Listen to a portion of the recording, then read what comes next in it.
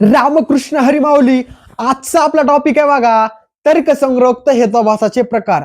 बघ, मी तुला हेत्वाभासाच्या पहिल्या लेक्चर मध्ये व्यवस्थित शिकवलं की हेत्वाभास कशाला बनतात. हेत्वाभासाचे प्रकार तर्कसंग्रहांनी 5 दिलेले आहेत आणि चरकांनी 3 हेत्वाभासाचे प्रकार दिलेले आहेत. त्या लेक्चर मध्ये तुला व्यवस्थित शिकवलं. त्याचं पुढचं लेक्चर तू बघून आला असशील, त्याच्यामध्ये मी तुला काय शिकवलं बघा, सव्याभिचार म्हणजे काय, त्याचा व्यवस्थित कार्यक्रम तुला समजला.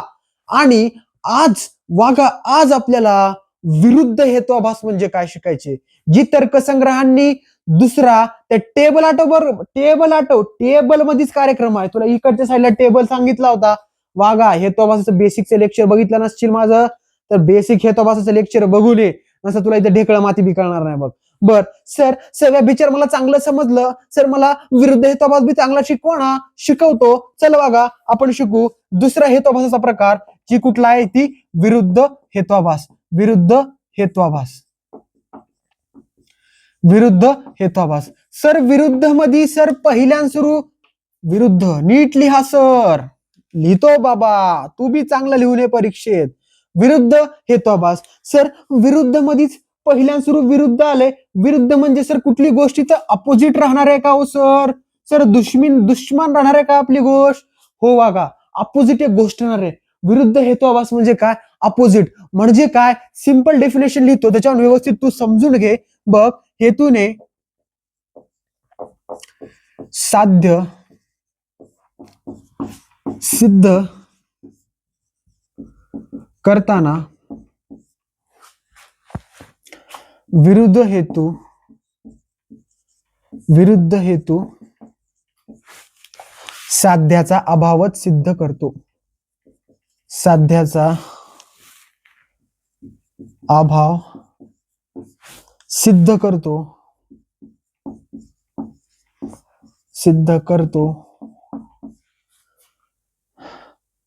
त्या हेतूला विरुद्ध हेत्वाभास असे म्हणतात. सर तुम्ही तर पुस्तकातल्या डेफिनेशन सांगतो वागा, तुला याचा अर्थ बी सांगतो. विरुद्ध हेत्वाभास म्हणतात म्हणजे काय, काय शिकलास तू, लक्षात घे. हेतूने साध्य सिद्ध करताना विरुद्ध हेतू काय करतो, साध्याचा अभाव सिद्ध करतो. सिंपल भाषेत लक्षात घे. ही पर्वत आहे, पर्वतावर काय निघालेलं आहे, ही गोष्ट काय, धूर आहे. धुरावरून काय प्रेडिक्ट केलास, ही इथं काय आग आहे.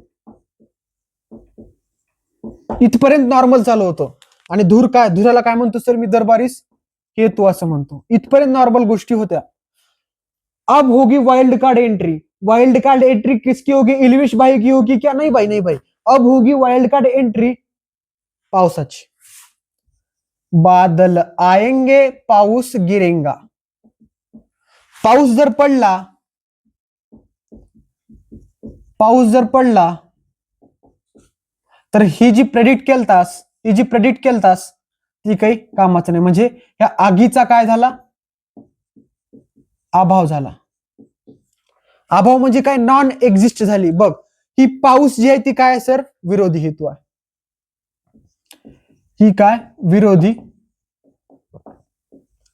हेतू. सिंपल आहे.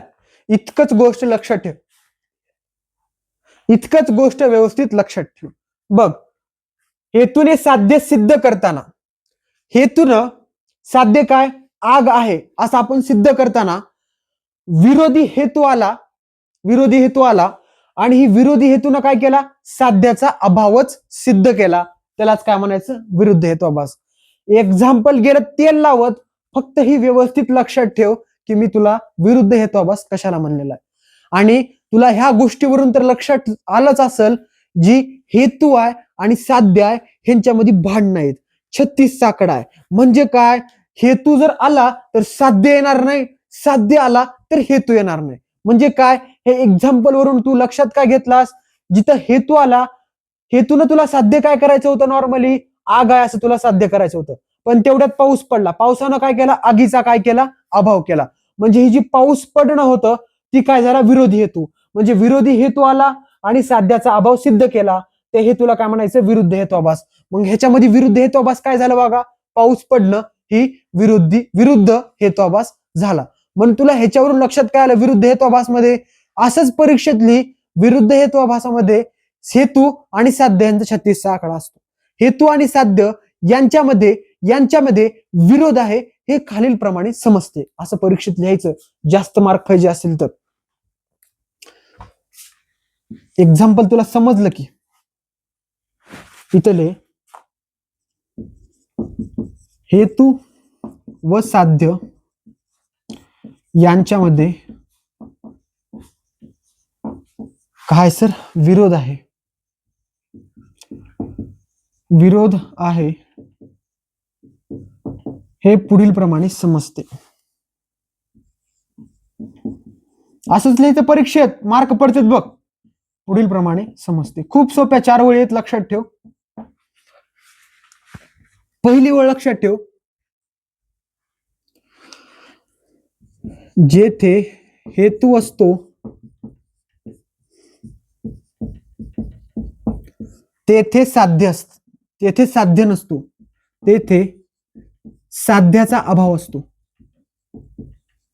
साध्याचा काय झाला बघा, साध्याचा अभाव असतो. सिंपल आहे. हेतू आहे तर साध्य नाही, विरोध आहे. विरोधी हेत्वाभास शिकायला, विरुद्ध हेत्वाभास शिकायला 4 गोष्टी लक्षात ठेव. ही एक्झाम्पल गेलं तेल लावत, पण ही गोष्ट लक्षात ठेव, जेथे हेतू असतो तेथे साध्याचा अभाव असतो. मग ह्याच गोष्टीला तू दुसरी गोष्ट काय लिहू शकतोस, मग जिथं साध्य आहे तिथे हेतूचा अभाव आहे म्हणायचं. सेम जेथे साध्य असतो म्हणजे असतो. ही वाक्य लिही. परीक्षेमध्ये काय करायचं, आपल्याला पानं भरायचे. तर असंच लक्षात ठेव, विरुद्ध आहे हेतून साध्यमध्ये भांडणार. हेतू आला तर साध्य येणार नाही, साध्य आला तर हेतू येणार नाही. एवढंच गोष्ट लक्षात ठेव. जेथे साध्य असतो तेथे हेतूचा अभाव असतो. हेतूचा काय आहे बघा, अभाव. हेतूचा अभाव असतो. बर सर 2 वळी तर मला समजला. हेतू आहे साध्य नाही, साध्य आहे हेतू नाही. आता बघ काय करायचं बघा. हे बघ, आता इकडून वाक्य लिहायची. आता कशी वाक्य लिहायची तुला सांगतो. तिसरं वाक्य काय, जेथे हेतूचा अभाव असतो, हेतूचा, आता ढुंगणापासून लिहायचे, अभाव असतो, मागून लिहायचे. जेथे हेतूचा अभाव असतो तेथे साध्य असतो म्हणायचं. तेथे साध्य असतो. म्हणजे कसं लक्षात घे. पहिल्या सुरुवात तुला समजलं, हेतू आहे तर साध्य नाही. विरुद्ध हेत्वाभास शिकायला म्हणजे विरुद्ध 2 गोष्टी असणार आहेत. हेतू आणि साध्य विरुद्ध आहेत. तर जिथे हेतू असतो तिथे साध्याचा अभाव असतो. बघ, जिथे साध्य आहे तर इथे हेतूचा अभाव आहे. मग इथून खाली पुढून मागून पुढे वाक्य लिहायला चालू करायचे की जिथं बाबा हेतूचा अभाव आहे. पहिल्या सुरू लक्षात काय ठेवायचं, इथं जिथे हेतूचा अभाव असतो तेथे साध्य असते म्हणायचं. ह्या वळीवरून ही वळ लिहायची, ह्याच्यावरून ही वळ लिहायची, आणि ह्याच्यावरून ही वळ कशी लिहिशील, इथं हेतू आहे तिथे साध्य लिही. ही चुत्या पाय, हीच परीक्षेतली 4 वळी भरत्यात आणि तुला मार्क पडते. बघ आता 4थी वळ काय लिहिशील आणि का लिहिलास, ही का लिहिलास, कारण आपण विरुद्ध हेत्वाभास शिकायला. विरोध 2 गोष्टीमध्येच असते, 2 गोष्टीमध्येच विरोध असते. इथं कुठल्या कुठल्या गोष्टीमध्ये विरोध आहे, एकतर हेतूमध्ये आणि साध्यामध्ये. हेतू आणि साध्य या दोघांमध्ये विरोध आहे, ही लक्षात घे. आणि जेथे सिंपल आहे बघा, डोक्यानं चल. हेतूचा आहे का नाही, इथं साध्याचा अभाव लिहायचा.